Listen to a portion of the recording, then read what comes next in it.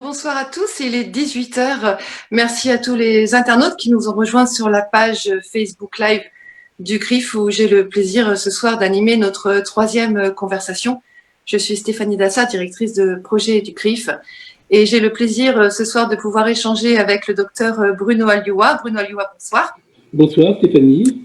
Bonsoir, vous êtes médecin, vous êtes aussi historien de la médecine, vous êtes président de l'AMIF, l'Association des médecins israélites de France, et vous présidez aussi la commission du souvenir du CRIF, à laquelle j'ai le plaisir de participer en votre excellente compagnie.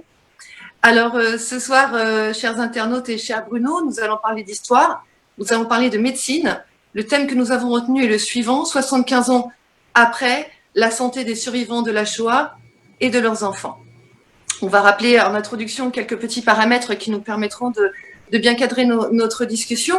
Donc, nous savons qu'au cours de la Shoah, 6 millions de Juifs ont été exterminés, ce qui constitue l'un des génocides les plus importants et surtout l'un des plus prolongés de l'histoire de l'humanité. Environ un tiers des Juifs a réussi à survivre après avoir fait l'objet de persécutions dans les pays sous contrôle ou sous influence nazie. Aujourd'hui, le nombre de survivants de la Shoah, que l'on appelle en anglais Holocaust Survivors, tend à diminuer chaque année. J'aimerais, Bruno Alioua, s'il vous plaît, que vous puissiez nous rappeler de quoi on parle quand on parle de survivants de la Shoah sous cette définition d'Holocaust Survivors, et combien sont-ils aujourd'hui? Alors, on considère que les survivants de la Shoah sont les Juifs qui ont vécu entre 1939 et 1945 dans les pays occupés par les nazis ou dans les pays dirigés par un régime ayant collaboré avec les nazis. C'est le cas, par exemple, de la Roumanie ou de certains pays tels que, par exemple, la Hongrie jusqu'en 1944. Et les Juifs qui ont été obligés de fuir les persécutions nazies en devant partir, en émigrant un peu partout. On sait aujourd'hui qu'il y a dans le monde approximativement 500 000 survivants de la Shoah. Et en Israël, il y en a à peu près 180 000. Et on estime que la France est le 4e pays au monde ayant le plus grand nombre de survivants de la Shoah, avec environ 50 à 60 000 survivants de la Shoah. Alors, qui sont-ils en France? Il y a 3 populations. Première population, ce sont les enfants cachés, c'est-à-dire ceux qui étaient à l'époque des enfants. On considère qu'ils sont 20 à 25 000 et 5 à 6 000 sont malheureusement sont des orphelins de la Shoah, c'est-à-dire qu'ils ont perdu ou un père ou une mère, voire les deux. On a les anciens déportés qui sont en moyenne 200 en moyenne sur toute la France. Il y a les survivants des ghettos qui sont environ 300 ou 400. Et puis à côté de ça, il y a 40 000 Juifs d'Afrique du Nord qui ont vécu jusqu'en 1943 ou au Maroc ou en Algérie ou en Tunisie dans ces régimes où ils ont été en fait victimes de lois d'exception. C'est pour les Juifs c'est seulement pour les Juifs de Tunisie et d'Algérie, en particulier les enfants, les personnes qui ont été obligées de quitter leur école parce qu'ils étaient juifs ou qui ont été en fait victimes des persécutions antisémites. Voilà. Donc on a en fait en France 50 000 personnes. On n'a pas vraiment de chiffres exacts. En tout cas, ces gens, on les connaît tous, on en connaît tous autour de nous. On a des gens. Alors ce qui est intéressant, c'est qu'il faut savoir qu'il y a ceux qu'on connaît, très bien, ceux qui témoignent. Ça, c'est une fraction très infime. Et puis à côté de ça, il y a énormément de personnes survivant de la Shoah. C'est-à-dire que dans ce cadre-là, vous avez aussi bien Daniel Echter que Lelouch, que à l'époque Barbara, ou que Jean Ferrat, ou que Gainsbourg. C'était des survivants de la Shoah, mais ils se sont très peu exprimés sur cette problématique. Pierre Barrou, Victor Lanoux, enfin, on pourrait en parler, Richard Anthony. Enfin, on a des tas de personnes qui ont vécu en France pendant la guerre, qui étaient des enfants et qui peuvent être considérés comme des survivants de la Shoah. Très bien. Alors, je le disais en introduction, on va parler donc d'histoire, on va parler de médecine. On a l'impression aujourd'hui, dans notre temps, que les médecins s'intéressent de plus en plus à ces survivants de la Shoah. Est-ce que c'est une impression que vous confirmez? Est-ce qu'elle se vérifie sur le plan médical? Oui, c'est-à-dire qu'il faut comprendre que dans les années d'après-guerre, on s'est intéressé aux survivants des camps, avec une problématique très particulière, très inédite, qui était la pathologie dite concentrationnaire. C'est-à-dire que le point d'intérêt de tous les médecins, de tous les psychiatres, c'était essentiellement les survivants des camps. Et très vite, on s'est aperçu qu'il y avait une population, et c'est surtout grâce à l'action extraordinaire de Serge Klarsfeld et de Beth Klarsfeld, et de l'association des fils et filles de déportés, on a commencé à s'intéresser aux enfants cachés, à ces enfants, ces personnes. On avait l'impression qu'ils étaient un peu les laissés pour compte, parce que on s'est dit, ils n'ont pas été déportés, ils ont vécu à la campagne, ils ont peut-être souffert de la faim, ils ont peut-être eu des mauvais traitements, mais ce n'est pas comparable à la vie dans les camps. Et dans un deuxième temps, on a commencé à s'intéresser à ces enfants cachés. Et aujourd'hui, de plus en plus, on s'y intéresse. Pourquoi? Parce que en fait, c'est une population très particulière. Parce que c'est une population qui a vécu un traumatisme sur une période prolongée, qui a duré certains 4, 5 ans. Et c'était en fait un traumatisme cumulatif qui a entraîné un bouleversement total à la fois de leur mode de vie, mais aussi de leur repère avec la perte de leurs proches. Or, cette situation, depuis la Seconde Guerre mondiale, on a vu de nombreux génocides, mais aussi de nombreux traumatismes. On s'intéresse de plus en plus dans le monde entier à toutes les personnes qui sont victimes de ces traumatismes. Alors, aux États-Unis, on s'est beaucoup intéressé aux vétérans de la guerre du Vietnam, mais les vétérans de la guerre du Vietnam, maximum, le vétéran restait 1 an sur le terrain. On s'est intéressé aux survivants du World Trade Center, c'est-à-dire les personnes qui étaient dans le World Trade Center, qui ont descendu les escaliers, mais ça a duré même pas une demi-journée. On s'intéresse en France au suivi des personnes qui ont été victimes du Bataclan, ça a duré 4-5 heures. Or là, on a finalement un traumatisme qui a été cumulatif, qui a été prolongé, et on a un recul sur une population âgée près de 75 ans après. C'est-à-dire que, et donc on peut voir, et ça on le sait, parce qu'il faut comprendre quelque chose de très simple, c'est que l'écrasante majorité des survivants de la Shoah ont fait preuve d'un esprit de résilience extraordinaire. Ils ont mené des vies, tout ce qui est de plus extraordinaire. C'est-à-dire, quand on imagine que Darty, fondateur du plus grand complexe, chaîne de magasins, est un survivant d'Auschwitz, du premier convoi d'Auschwitz, ça ne l'a pas empêché de fonder un empire industriel. Vous avez des tas de gens comme ça qui ont mené des vies professionnelles avec des réussites extraordinaires, et en même temps, ils ont réussi pour la plupart leur vie familiale, leur vie sociale. C'est des gens, beaucoup qui se sont investis dans la communauté, dans des œuvres caritatives. Et c'est vrai que bien souvent, ils n'ont pas parlé de cette période. Et aujourd'hui, à l'approche de la vieillesse, à l'approche avec les problèmes liés au stress, à la perte d'un conjoint, à la maladie, c'est l'occasion en fait de voir refluer des souvenirs, une réactivation de souvenirs qu'ils croyaient à jamais avoir oubliés. Et c'est d'autant plus problématique pour eux qu'ils sont confrontés à 2 problèmes.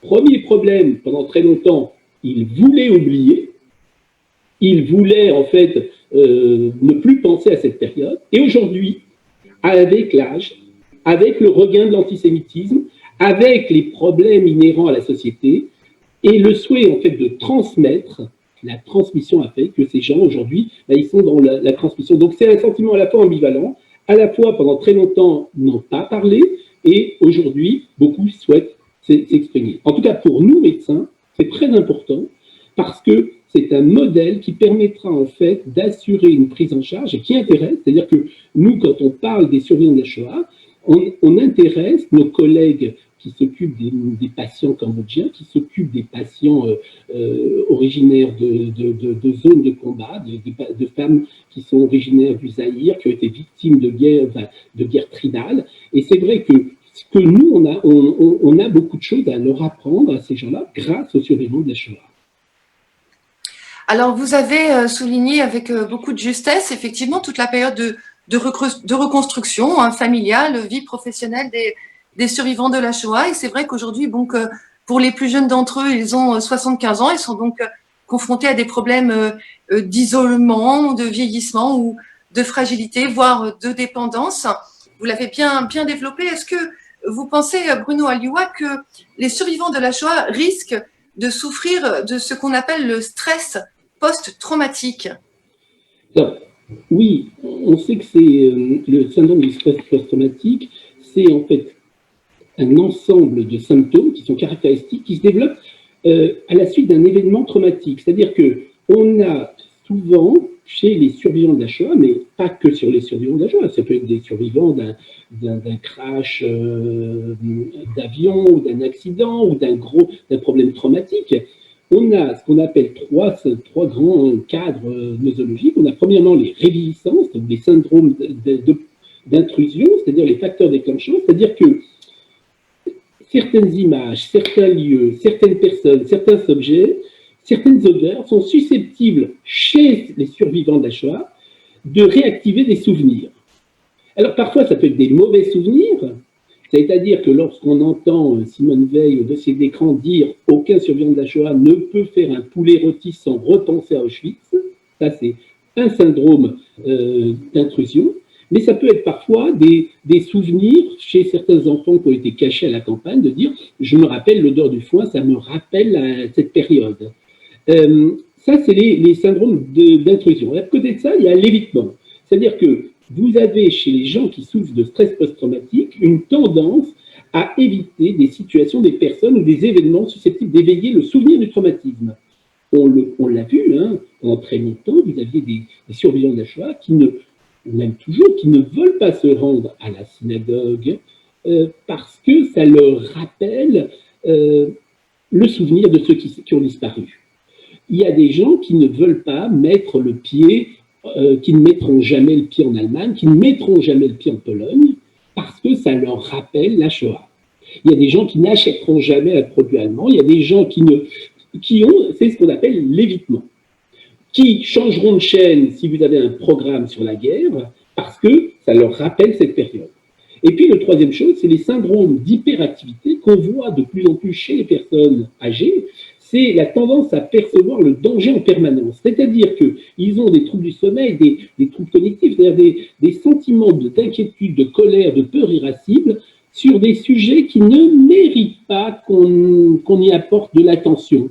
C'est-à-dire qu'ils ont, en fait, ce qu'on peut dire, pour nous, on sait en tant que médecin, alors moi, je ne suis pas psychiatre, je suis médecin, dermatologue, mais je sais on sait qu'ils ont, en fait, les sentiments à fleur de peau. C'est-à-dire que le moindre petit problème est susceptible de prendre des effets catastrophiques. Mais on le connaît, on le sait même d'un point de vue dans une discussion, on n'a pas affaire à des gens qui ont les nerfs à fleur de peau. Voilà. C'est les trois symptômes du syndrome de stress post-traumatique. Alors, à nous de savoir les reconnaître, ces facteurs déclenchants, à nous de savoir les éviter. Et c'est comme ça que vous avez comme ça des non-dits dans certaines familles, c'est-à-dire que d'éviter ces syndromes post-traumatiques, d'éviter les situations, les mots, les événements susceptibles de réactiver des souvenirs traumatiques, a fait qu'il y a eu parfois dans des familles entières un silence total sur cette période de la Shoah. Et c'est vrai qu'aujourd'hui, le témoignage de beaucoup de survivants, c'est un peu en réaction, en fait, c'est parfois contre-phobique par rapport à ce qu'ils avaient vécu auparavant. Alors, vous l'avez expliqué avec des mots qui sont extrêmement clairs et qui vraiment nous apportent beaucoup de lumière là-dessus. Mais mettons-nous à la place, justement, Bruno Alioua, de médecins ou de soignants, puisque c'est le terme qu'on emploie en ce moment dans cette période un peu bizarre que nous traversons, les soignants. Donc, est-ce qu'on peut considérer que c'est pour ces raisons, parce qu'elles sont difficilement, elles ne sont pas faciles à verbaliser non plus pour les survivants de la Shoah, que les survivants de la Shoah sont souvent considérés comme des patients à problème, des gens, puisque la personne en face, le médecin en face ou l'infirmière en face n'a pas toujours les clés pour décoder justement le poids de ce traumatisme sur l'individu.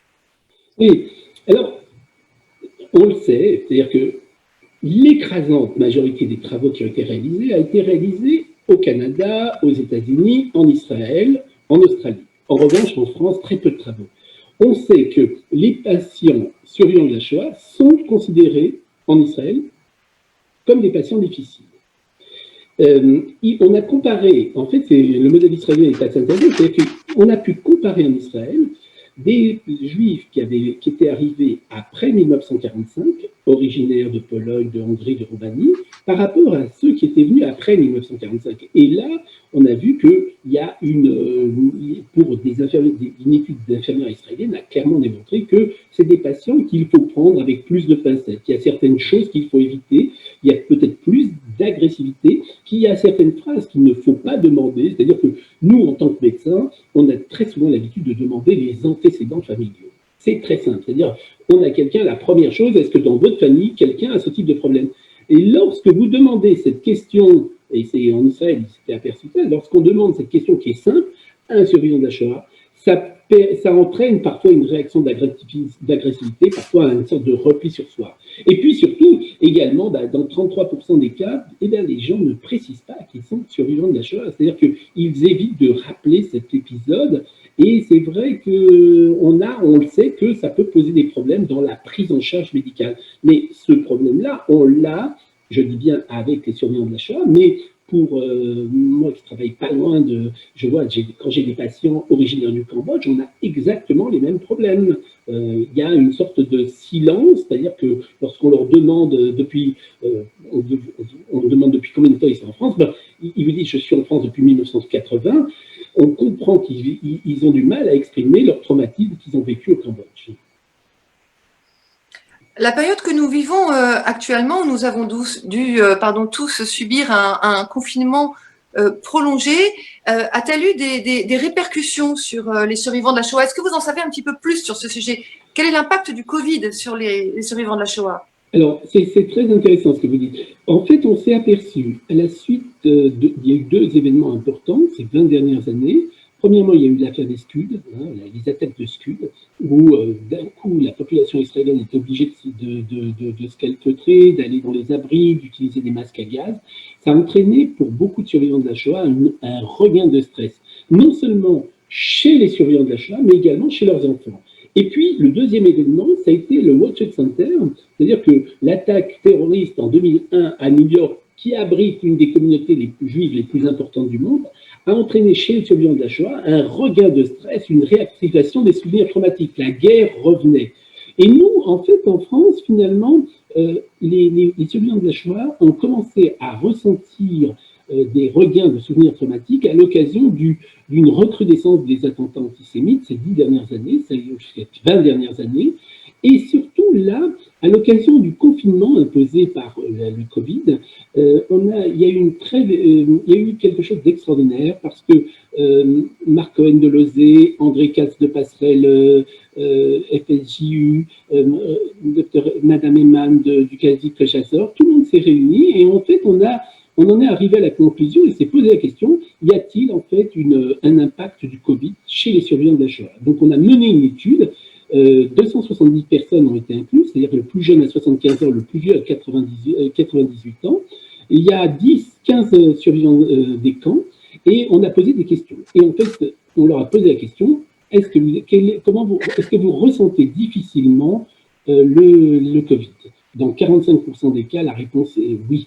Mais ce qui était intéressant, c'est que pour 45% des survivants de la Shoah, le confinement imposé par l'épidémie de Covid, associé à cette peur pour les proches, c'est-à-dire de savoir que les enfants étaient en danger, que les petits-enfants étaient en danger, qu'il y avait un danger de mort, a fait que vous avez, pour 45% des survivants de la Shoah, qui ont établi en fait une sorte de parallèle entre, d'un côté, l'infection à coronavirus et le vécu de la Shoah.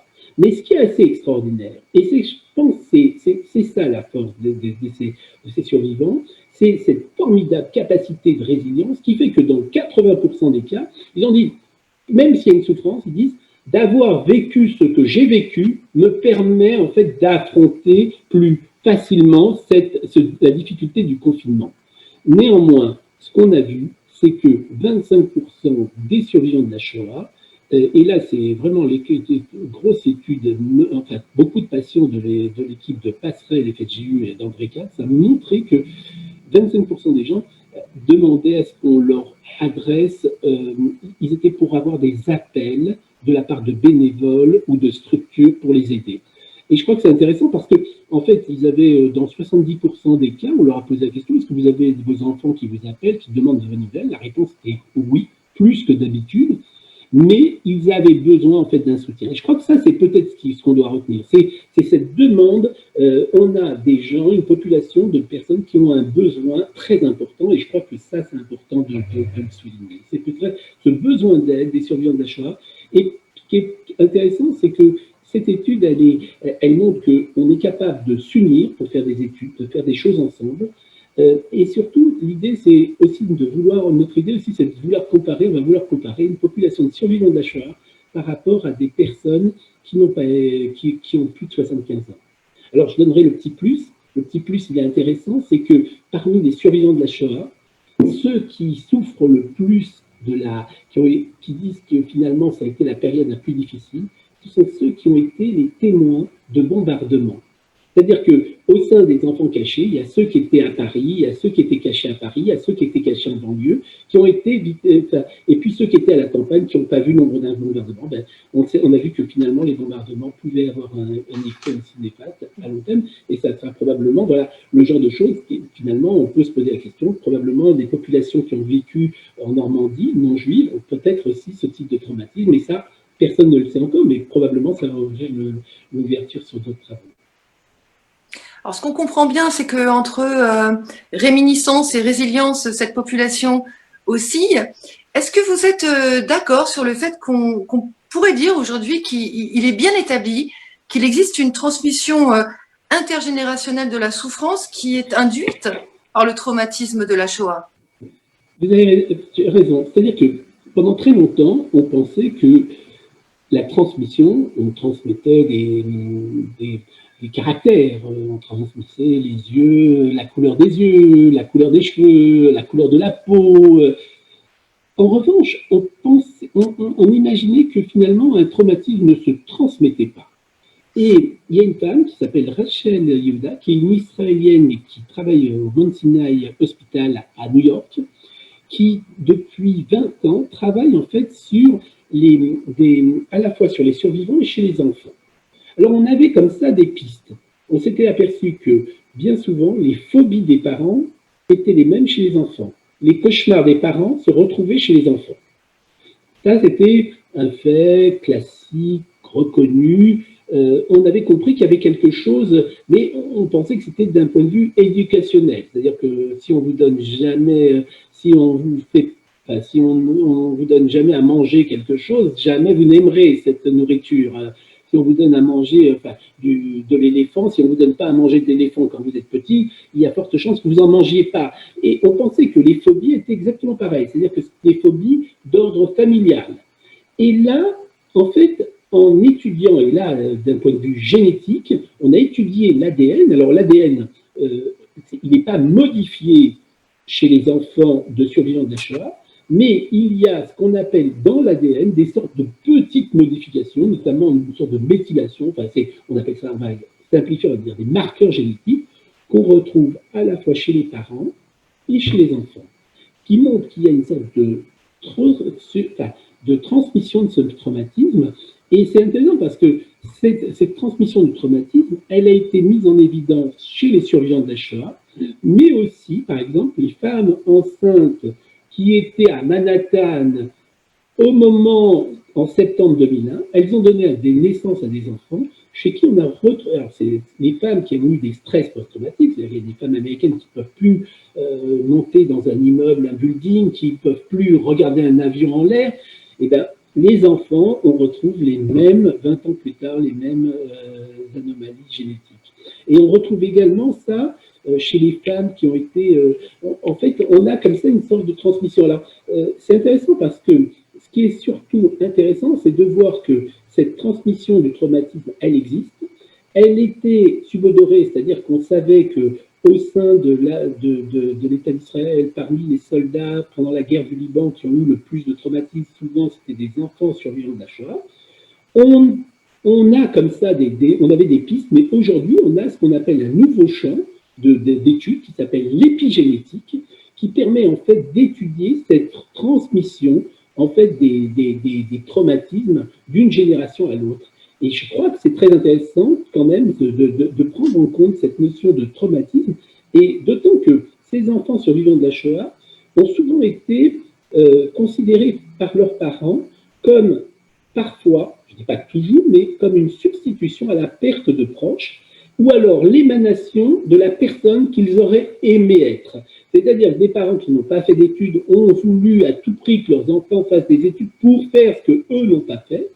Et il s'est créé, en fait, parfois des relations très particulières. Alors là, je ne suis pas psychiatre, mais en fait, une dépendance exagérée, c'est-à-dire que les enfants, sachant que leurs parents ont souffert, ne veulent pas les faire plus souffrir, et ils ont soit, en fait, une attitude de grande dépendance, soit carrément, c'est la loi du tout ou rien, soit une attitude de rejet total de leurs parents. Et c'est-à-dire, en fait, un rejet de la souffrance de leurs parents. Mais je crois que c'est intéressant cette notion de traumatisme qui est en fait carrément transmise d'une façon génétique. Et ça, je trouve que ça, c'est quand même un élément le plus important de ces 5 dernières années, point de vue connaissance des traumatismes. Alors pour nous, médecins, quel est l'impact? Pourquoi ça nous intéresse en tant que médecins? C'est qu'en fait, on s'est aperçu que les survivants de la Shoah qui ont vécu en France, même un enfant caché, même s'il a la même maladie qu'un autre petit Français du même âge, né de la même année, c'est la façon dont il va réagir, la façon dont il va souffrir, la douleur va être ressentie d'une façon différente, la façon de gérer la maladie va être différente. Et là, en fait, on est actuellement avec la Fondation de mémoire des Shoah, on s'intéresse de plus en plus à l'état de santé de cette population qui nous intéresse. Pourquoi? Parce que les plus jeunes ont 75 ans, les plus vieux ont presque 100 ans, 102 ans, 103 ans. Et l'idée dans tout ça, c'est qu'on veut tout faire pour que ces gens-là ne soient pas institutionnalisés. C'est-à-dire qu'on veut qu'ils restent encore et le plus longtemps à domicile pour éviter cette institutionnalisation, c'est-à-dire le fait de les mettre dans des maisons de retraite. Pourquoi? Parce que ça peut malheureusement leur faire réactiver des souvenirs anciens où ils étaient en pension, où ils étaient à l'école ou dans des autres. C'est passionnant ce que vous dites, docteur Alioua, parce que on avait l'habitude jusqu'à présent d'études plutôt psychanalytiques sur l'état de santé des survivants et de leurs enfants. Or là, on est dans un champ qui est tout à fait complexe et inédit pour nous, qui est celui de la génétique. Je vous remercie infiniment d'avoir bien voulu répondre à cette séquence de questions. Je vais maintenant me diriger vers Robert Ejnes, qui est directeur exécutif du CRIFS. Il est en ligne parce qu'il se peut que nos internautes aient posé des questions auxquelles vous serez soumises. Robert, est-ce que nous avons des questions? On a plusieurs questions. La première va vous être posée par Marie-Sara Séberger. Oui, alors, bonsoir à tous les deux. Merci beaucoup pour cet échange passionnant. Alors, la première question, quelqu'un demande, y a-t-il une particularité des survivants de la Shoah en France? Tout à fait. En fait, la France est probablement un des seuls pays où les Juifs ont vécu avant, pendant et après la guerre dans le même environnement. C'est-à-dire que, en général, pour ce qui est des Israéliens, des survivants de la Shoah qui vivent en Israël, les 180 000 personnes, ce sont le plus souvent des Juifs qui vivaient en Pologne avant la guerre, qui sont partis en Israël et qui ont dû apprendre une nouvelle langue, un nouveau mode de vie, un nouveau climat, un nouveau travail, de nouvelles relations, un nouveau type d'école. Pareil pour les Américains, c'est-à-dire une nouvelle langue, une mentalité radicalement différente. Or, pareil pour les Australiens ou les Canadiens. Or, nous, en France, et là, tout à l'heure, on en parlait avec Robert Ejnes, quand vous avez Milo Hagener qui parlait en fait de son immeuble de l'île Saint-Louis, dans lequel il a vécu enfant et où il passait jusqu'à la fin de sa vie et où il avait une émotion de cet immeuble dans lequel vivaient ses parents, ses frères et sœurs qui ont été déportés. Et je crois que pour beaucoup de survivants de la Shoah, après la guerre, ils sont revenus pour certains, quand ils ont pu récupérer leurs appartements dans le même quartier, dans les mêmes endroits, et ils ont été confrontés à une vie qui était très parallèle. C'est-à-dire certains sont revenus dans les mêmes écoles, ils ont eu affaire aux mêmes concierges, aux mêmes policiers qui ont arrêté leurs parents, et donc il y a la même langue, et donc je crois que le survivant de la Shoah français a une particularité, c'est que il est sans cesse l'esprit qui est réactivé par ses souvenirs traumatiques de l'enfance. C'est-à-dire que, et je crois que ça c'est important, c'est cette particularité, en sachant que c'est quand même une particularité très particulière parce qu'elle est unique et c'est en ça qu'elle est intéressante. Une autre question. Pardon, oui. Une autre question, si vous permettez, parce que le temps est court et merci beaucoup pour cet échange passionnant. L'autre question, vous avez beaucoup parlé de la transmission, on a beaucoup parlé des enfants de déportés de la Shoah. Est-ce qu'il existe également des spécificités pour les petits-enfants de survivants, petits-enfants donc dans un monde qui a complètement changé, qui est totalement différent du monde dans lequel les grands-parents ont vécu? Écoute, c'est très intéressant. C'est-à-dire que pour l'instant, ce champ de l'épigénétique, il est très limité. On a très peu d'études et c'est là où c'est intéressant de développer des études. En tout cas, on commence à s'intéresser aux troisième génération. On voit qu'il y a une transmission du traumatisme, c'est-à-dire que chez les petits enfants de survivants, vous avez des gens qui gardent les mêmes traumatismes. Mais en fait, il y a encore beaucoup de choses à faire en sachant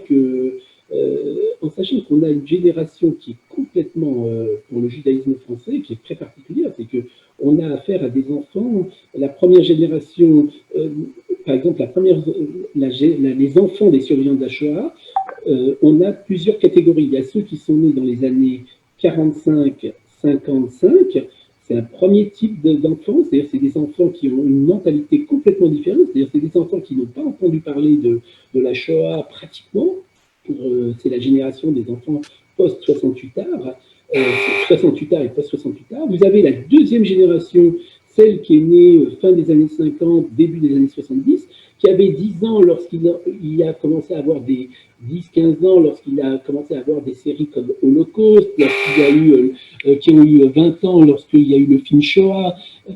Là, c'est une nouvelle mentalité. Et puis après, il y a une troisième génération, c'est celle des enfants qui sont nés dans les années 75 et en fait qui ont bénéficié pour la première fois de l'enseignement de la Shoah. C'est-à-dire que quelqu'un comme moi, on n'a jamais parlé de la Shoah, du génocide des Juifs pendant toutes nos études. Or là, à partir de la fin des années 80, il y a un enseignement de l'Holocauste. Et là, les enfants commencent à parler avec leurs grands-parents. Et donc, on a une troisième génération. Et aujourd'hui, on a une quatrième génération, c'est-à-dire des petits-enfants. C'est peut-être intéressant, qu'est-ce qu'ils vont retenir de la Shoah? Et c'est probablement ce qui est important, c'est ce souhait de transmission qui est, en fait, on a une sorte de course contre la montre pour le recueil des témoignages. Et là, le mémorial de la Shoah a un rôle extraordinaire puisqu'il collecte ces témoignages, mais je crois que c'est très intéressant, c'est-à-dire que vous, comme moi, comme nous quatre ici, enfin Stéphanie, Robert ou moi, on a connu les gens qui avaient fait la guerre de 14 et on est très content de pouvoir expliquer aux enfants les témoignages ou les bribes de témoignages dont on a entendu parler pendant la guerre de ceux qui avaient fait la guerre de 14. Ben, c'est pareil pour les survivants de la Shoah. On a une envie en fait de connaître un peu plus et de transmettre à nos enfants. Et je crois que là, il y a des choses extraordinaires qui sont en train de se développer. Et je terminerai sur ça, mais moi je trouve qu'il y a le projet le plus original, le plus extraordinaire, c'est ces 4 survivants de la Shoah qui ont été en fait interviewés pendant plusieurs centaines d'heures et dont on a fait des hologrammes de façon à ce que à jamais on leur a posé des milliers de questions, des centaines de questions, de façon à ce que ces hologrammes, on puisse les transmettre, que dans 20 ans, on puisse leur poser des questions très précises et qui pourront répondre à ces hologrammes.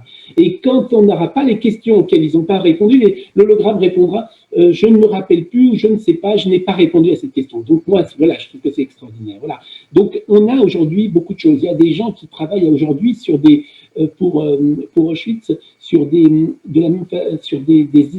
sortes de comme on est dans un musée où on tape le numéro 1 ou le numéro 2 ou le numéro 3, de façon à ce qu'à un endroit précis, on ait le témoignage d'un survivant de la Shoah lorsqu'on se rendra à Auschwitz. C'est-à-dire que quand on sera à un point précis, il y aura quelqu'un qui témoignera de l'endroit précis, de ce qu'il a vu à cet endroit précis. Voilà. Je crois qu'il y a beaucoup de choses et je crois que voilà, le témoignage est très important et je crois qu'au sein de la commission de la mémoire, du souvenir du CRIF, on s'attache à garder cette mémoire intacte et puis surtout on s'attache à faire en sorte que tout le monde, qu'on ait des échanges et qu'on réfléchisse. Et je crois que là, il y a à la fois la génération de ceux qui ont vécu la période de la Shoah qui est passionnante et puis il y a ceux qui prennent conscience, qui ont pris conscience qu'il était important de capter cette mémoire pour la transmettre un jour. Voilà, je crois que c'est ça. Une dernière question avant de vous laisser conclure. Oui, on a une dernière question. Bruno Alioua, vous avez parlé notamment des syndromes de l'évitement et de l'intrusion. Est-ce que ces symptômes peuvent être atténués quand on devient un témoin, ou est-ce que le fait de devenir un témoin, en fait, c'est un syndrome Oui, j'ai bien compris. Voilà. Moi, je pense que on le sait aujourd'hui, et je suis pas psychiatre. C'est peut-être un avantage et c'est pour certains probablement un inconvénient. Pendant très longtemps, quand un enfant mourait dans une famille, il y avait un silence. C'est-à-dire quand il y avait une mort d'un nouveau-né, la fameuse mort du nouveau-né, un enfant mort-né, une mortalité néonatale, enfin, il y avait un silence dans la famille, ce qui générait en fait beaucoup de traumatismes parmi les frères et sœurs, chez les parents, chez tout le monde. Or, aujourd'hui, les pédopsychiatres disent que quand il y a un mort parmi les enfants, il ne faut surtout pas se taire, il faut parler, il faut rappeler la mémoire, il faut en parler, reparler, parce que ça permet aussi d'atténuer cette souffrance. Et puis, vous savez que les non-dits, c'est pire que n'importe quoi. C'est-à-dire que ne rien dire, ça entraîne plus de problèmes que de dire. Et donc, je crois qu'aussi, aujourd'hui, on a affaire à des gens qui étaient, quand on entend certaines personnes, il y a des gens qui témoignent qui régulièrement au mémorial de la Shoah, des anciens déportés, qui disent qu'ils ont commencé à témoigner qu'à l'âge de 80 ans. Certains ont témoigné à l'âge de 84 ans, certains n'ont pas voulu témoigner. Mais je crois que probablement témoigner, c'est aussi pour certains une forme de thérapie, comme je trouve. Et on le sait avec Stéphanie, que pour beaucoup, c'est une thérapie de témoigner, et c'est très important et puis c'est quand même assez extraordinaire, c'est-à-dire que ces gens-là se retrouvent avec des enfants qui avaient leur âge quand ils témoignent de ce qu'eux ont vécu face à des enfants qui ont leur âge, qui avaient l'âge qu'ils avaient pendant la guerre. Et pour eux, c'est très important parce qu'ils créent des nouveaux liens. Il y a un lien social qui s'établit. Ils vous racontent qu'ils reçoivent des dessins, des poèmes, des témoignages.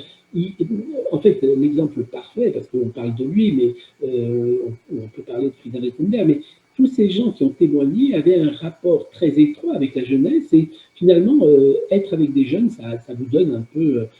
ça les rend péchus, quoi. Ce qui fait que, au lieu de se poser parfois, et comme m'a dit une personne, au lieu de m'intéresser à mes problèmes d'arthrose, mes problèmes de jambes lourdes, voilà, je sais qu'il faut que je me lève et que j'aille à une école témoigner. Voilà, donc je pense que oui, ça peut être intéressant de témoigner, ça peut être aussi une thérapie.